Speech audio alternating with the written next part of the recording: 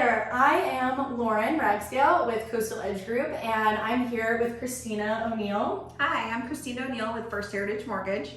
And I want to talk to you about buying land and building. This is something that has been a dream of mine and my husband's for a long time. I know it's a dream of a lot of yours. If you're seeing this video, there's a good chance you've asked me about buying land and building and how to do that. So we're going to answer some of those questions and what that looks like.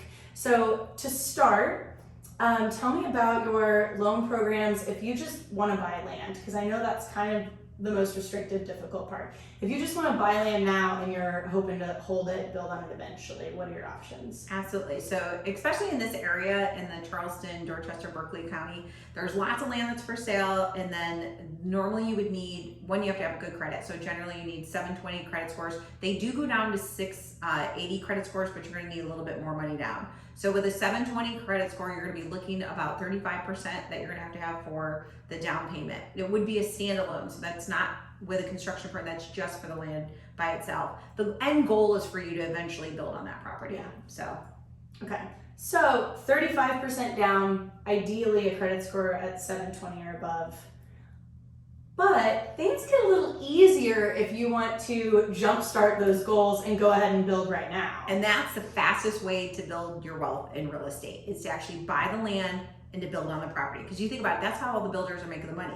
You're just paying them to make that money for them. Exactly. So if you buy the land, you do a construction perm. If you're a veteran, we can do that. You have the least amount of money if you're going to do a veteran construction perm. So if you're going to do, you can do a regular, we'll do an assessment of what the as-is value will be at the end. So if you purchase the land and you're building a house, say for $300,000, but the value of that property in the end, and the land was only $100,000, but it's $500,000 in the end, that means you have $100,000 in equity, which isn't unheard of. Like, most people would be shocked at how much you end up getting at the end, because one, we're developing so much here that the average rate of return is so quick, but it is a huge way to be able to build that equity into your property is by building yourself. We're going to take that into consideration. We can use part of that equity as part of your down payment. Okay. So it's a little more fluid. That's an in-house product that we have. So we take it case by case basis. So you don't necessarily have to have that 20%, which can be daunting. Like when someone's like, oh my gosh, I have to have 20% of that end value. We'll look at what that equity is, and you can use part of that equity as part of that transaction. That's awesome. So if you don't own any land right now, you're just dreaming your dream home, and you start with, you're supposed to have as little as 10% down? You can get away with as little as 10% down. Okay, yes. And some of that 10% could be the equity? And some of that could be the equity. A little bit of skin in the game, so even though you have that, have the expectation that you're going to have money out of your pocket. We will take that equity into consideration. Very cool. Do you need that down payment money at closing, or like how much time, if they call you tomorrow and we find land, next week, how much time do they have before they need that down payment? If they're going to do the standalone, you have to show the funds at least a couple days before closing. Okay. So some people, like we just had someone who just recently closed on a land transaction, and they took it from a Roth IRA. So he knew he was going to be selling another property. He was going to pay himself back. So he drew off the Roth IRA. So he drew that 5 days before closing, so that we had it. But we saw the asset before he withdrew it. So well, that's a good point. I did want to ask that. Where can this down payment money come from? So it could come from a retirement account? Correct. That opens so many doors for a lot of people.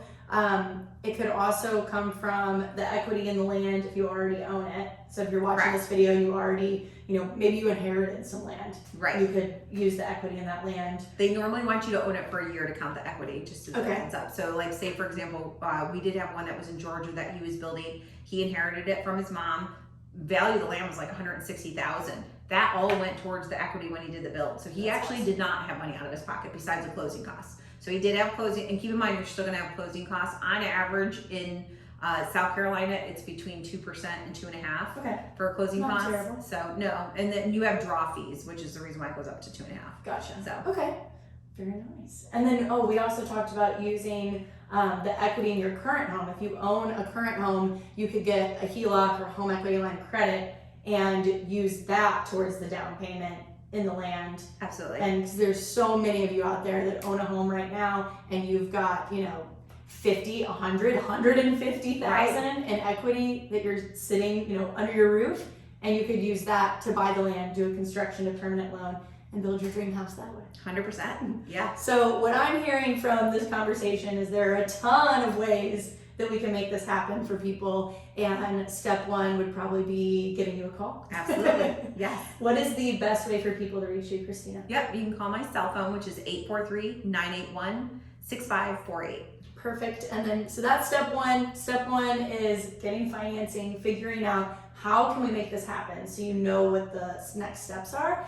And once we've got your financing, it's the fun part. Let's go with me. Let's look up for land, start looking at land, and connecting with different builders.